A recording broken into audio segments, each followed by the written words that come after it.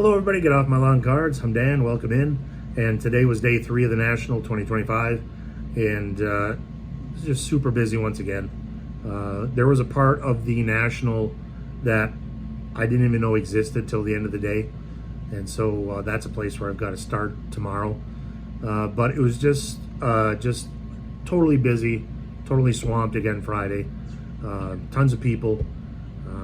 We happened to go after the regular hours of the National.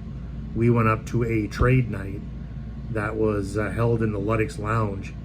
And I'll show you footage. Of the footage I show you, the very end video shows what that trade night looked like. And it's a trade night that's on a humongous scale. I only spent maybe 20 minutes there, something like that. I was just exhausted from the day. And it was just crowded and stuff, and I had seen enough of that during the day. So it was a great day. I'll show you some of the things I bought. Got to see some famous people, which was cool. Chauncey Billups was at the eBay Live booth today. I saw him live. And then as I was just walking the show floor, there was a guy that was sitting at a booth looking through vintage baseball. And if you know anything about wrestling, his name is Tony Schiavone. And he was the voice of my childhood, as they always say in his podcast. So I just got to say hello, and I wished him well. He's like a lot of vintage baseball collectors. He's a vintage baseball collector. And he had lists put out, and I just told him, hey, I hope you find all the cards on your list. And he said, I'm on my way. So that was cool to meet Tony Schiavone. I listened to his podcast. He's just a really nice, down-to-earth guy. So that was kind of the highlight of my afternoon. But I did pick up quite a few cards. Dollar cards in the morning, kind of a bigger purchase in the afternoon, and then dollar cards in the afternoon, and then we went to trade night. I did come back to a hotel for about an hour. You know, I just kind of relaxed. It's nice when it's across the street. We can just walk. Dipped in the pool for about 20 minutes just to cool off. Although it wasn't super hot, the AC has been really, really, really good. Like almost too good. A buddy of ours said he had like goosebumps and was getting chills, which was a far cry from what happened 2 years ago here. But the temperature outside was 20 to 25 degrees hotter. So one thing I'll say about the National, the biggest thing that has kind of changed over the years, this is a get off my lawn take, I think a lot of the corporate booths are looking, sounding, and acting more and more towards casinos. Like I saw the Whatnot booth today, and it looked like Caesar's Palace when I was there. Just like multi-screens everywhere, a wall of screens. There's bells and whistles and wheels you spin, and it's. A buddy of mine and I were debating this. He said it's not gambling. I said it's not gambling, but it's gambling adjacent. It's about as close as you can get. I don't know. I don't think that's great for the hobby long term. You have a lot of younger people that are collecting. You know, I'll probably do a separate video on that, but I did want to mention that. But just thousands and thousands of collectors. It's as busy as it was 2 years ago in Chicago, maybe busier. Tons of dealer tables. You know, there are people that are saying, well, the corporate booths are crowding out the dealer tables. Not true. They've opened up a lot of space for dealers and for more dealers. And they've been very transparent about that. There's no conspiracy theory or anything like that. That's just a load of BS. There's tons and tons of dealers. Like I said, there was a wing of the National that I did not know existed until this afternoon when we were looking for the trade night. There's a lot of tables. So if you're here for like 1 or 2 days, you will never see it all. It's just impossible. You'd have to like be a marathon runner and just run up and down the rows to see it all. So it's been a great National so far. We're all finding really, really cool stuff, and I'll show you the stuff I picked up today. I picked up one really nice card among a lot of other, you know, it's like solid dollar cards and all that. So I'll show you the highlights and then we'll get to the pickup. When I first started coming to the National in Chicago, this room wasn't really used. Now look. I mean, there's just humongous amounts of people. This room leaks into the room behind those guys there, which is full. And so Friday is really, really busy. And this is only like a small area of the National.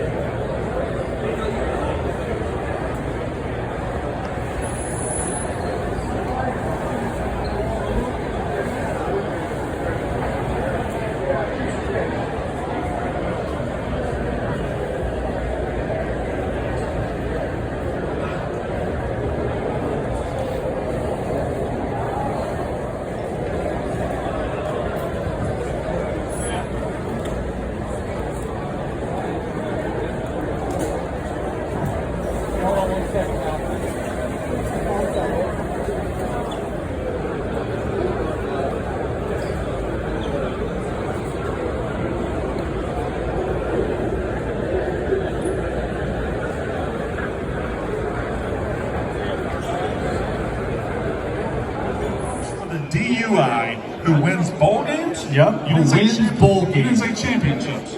Well, I'd rather have a 5-star quarterback. I'd like to roll out the ball and see what I can do with one of the best quarterbacks in the country, high school-wise. And I'd like to get my coach.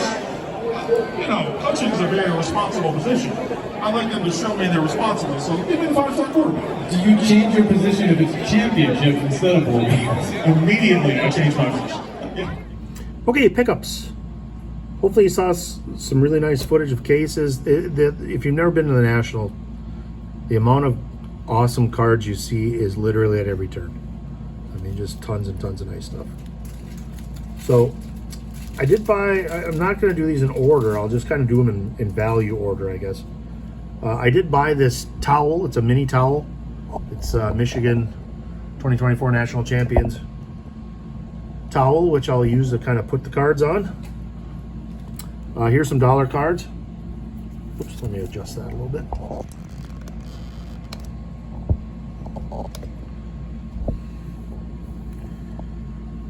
There we go, that looks good. These are just some college stuff. Inception. Kind of like this brand when it came out. Tyrese Proctor, he was a 2nd round pick. Khalil Ware. Another Tyrese Proctor. This is Bowman U refractor.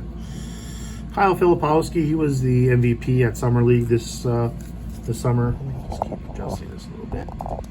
There we go, that looks good. Stephon Castle, McDonald's refractor. Modest Bucelis. These were less than $1 a piece. I bought a dozen of these, and the guy gave them to me for $10. Khalil Ware, Jared McCain, McDonald's refractor, Jumani Kamara, Blue Velocity rated rookie, nice card. I really like this card. This is like nostalgia value. Before the team moved to Oklahoma City at Seattle Supersonics, and they had a team that I really enjoyed watching on League Pass years ago, and it was Ray Allen, it was Rashard Lewis, and it was this guy, Vladimir Radmanovich. And it's a encased Topps Pristine, I believe is the brand. Yep, Topps Pristine. And it's a really nice refractor, numbered to 750. And I don't know if this has any value, this card, but I just I like encased cards like this. Whoops. And fairly low numbered for that time. And it kind of makes me smile watching that team. They were one of the first teams to just shoot a lot of threes. I mean, if you have Ray Allen, Rashard Lewis, and this guy was basically a 3-point shooting, like, power forward center. They were really fun to watch. They were a really, really good basketball team. So those I bought off one guy, dollar box. If you're looking for dollar boxes, this year it seems like there's more dollar boxes than there had been maybe like last year. The amount of people at the dollar boxes is unbelievable. Just incredible. These cards I paid $2 a piece for. I like these. Are all in mag touch, one touches. Like Oscar Robertson Topps Chrome Refractor. Just a really, really sharp card. Like I said, these are $2. So if nothing else, the mags are worth probably almost close to that. Here's a Robert Horry wild card. This is one of those 50s. Like if you, I think the thing with these, you turned them in, you could get 50 cards, 50 Robert Horry cards or something. These were rare. I never pulled one of these types of, I think the most I ever pulled was like 5. So that, and I'm a big Robert Horry guy from the Lakers times. Big Shot Bob. He should be in the Hall of Fame. 57 most valuable players. This is from 75 Tops, I believe. You've got Mickey Mantle and Hank Aaron for $2. I mean, you got 2 of the greatest players of all time. So, bought that. Bought a Michael Jordan SP. I don't know what this SP game is. SP Authentic. Just a nice looking Jordan, $2. And then Anthony Davis, past and present rookie.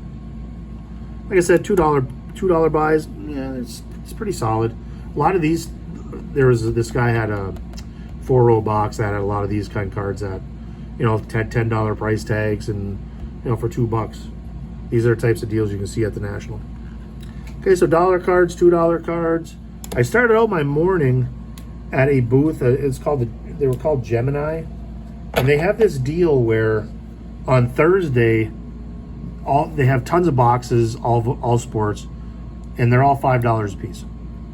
Friday or Wednesday, they're $5 a piece. Thursday they are $4 a piece. Today they were $3 a piece. Tomorrow $2, and you can guess what they were on Sunday. What they're going to be on Sunday. So I bought a ton of cards this morning off this guy. For instance, a Dale Ellis Hoops autograph. I bought one yesterday that was numbered. I bought one today that wasn't. I really like Dale Ellis when he played. Way ahead of his time. This is a Brandon Pajewski scope. I didn't have one of these. I've got a million other ones if you've been watching my videos. This is a very nice card. This is a can't remember the brand. 50 and 16 Gala. LaMarcus Aldridge patch numbered to 60. I love watching LaMarcus Aldridge play, especially when it was at the Blazers of Brandon Roy. That was a really good combination. Here's a Joakim Noah rookie double jersey card number to 199. I said $3. Noah was really good with the Bulls. It's a good card to sell in Chicago. Here's a Steph Curry Topps Chrome Refractor. We had heard through the grapevine that Topps is really investing a lot of money into building a really big product coming when they get the license. We have a bronze Luka Monopoly, Amen Thompson Hoops Premier Stock Refractor. Here's a Jokic from Impeccable brand, super expensive brand. Here's a Luka Red Ice 2022. Giannis Red Ice. I bought a bunch of Wemby Ginter. I bought 5 of them. $3 a piece. His market is really down right now. I'm hoping to get back in on the ground floor. Here is a Doncic mosaic. Giannis. These are not golds. I can't remember what the gold reactive or something. They're not numbered. This is a nice card. This is Pajemski Topps Finest, number to 150. Really nice blue. Here's a Clay Thompson from a few years ago. This is number to 350. Red Wave. A lot of Clay fans out there. Rightfully so, he was really good. Here's a Magic Johnson. This is a Contenders, number to 99. See the number down there. Wish it was 32 instead of 42, but that's the way it goes. Here's a Curry Bronze Monopoly. Here's a Banchero Rookie Remembrance. You know, some of these cards would be a little high at $5, but at $3, you know, not bad. Here's the Blue Wave Larry Bird. Larry Bird's always sellable. Cameron Johnson. I'm kind of stocking up on his stuff. I have a bunch of it already. This is, I think, a variation. It's a disco, but it's also a photo variation, I think, too. Lucas Select Silver. This is from Mezzanine. Yeah, Mezzanine level. So, nice card. Here's a Darren Holmes autograph. He was drafted last year by the Nuggets, but got hurt. Didn't play. So I'm hoping he's going to come back full strength. I know they really liked him going into the draft. Rookie auto, I mean, it's good value. I don't know why I keep buying this guy, but here's a Zion Crusade Blue. I've had good luck selling the variations of Zion still, as long as you don't pay a lot. Here's a Pink Pulsar. Nice card. I've sold these too. Here's a Jalen Duren patch. This is from Encased, I believe it's called. Yes, Immaculate Encased. This card is not encased, so it's kind of weird to call it that. I like these cards. This is a Threads Giannis. They used to die cut the jerseys and not have a picture. I really like those, and those sell really well actually on eBay. Quick tip, if you see the old-fashioned die cut ones without the picture, just the jersey, they actually sell quite well. So $3 a piece for these. I don't know how many there were in that stack, but there's quite a bit. Spent almost 100.